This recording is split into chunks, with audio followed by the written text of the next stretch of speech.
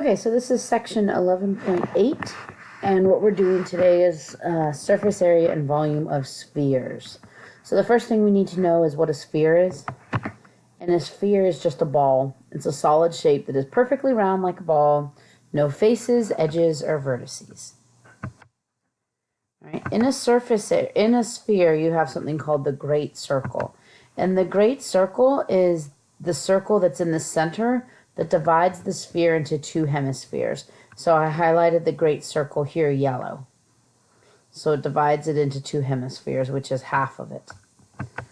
All right, the surface area of a sphere, the formula for that is just 4 times pi times the radius squared.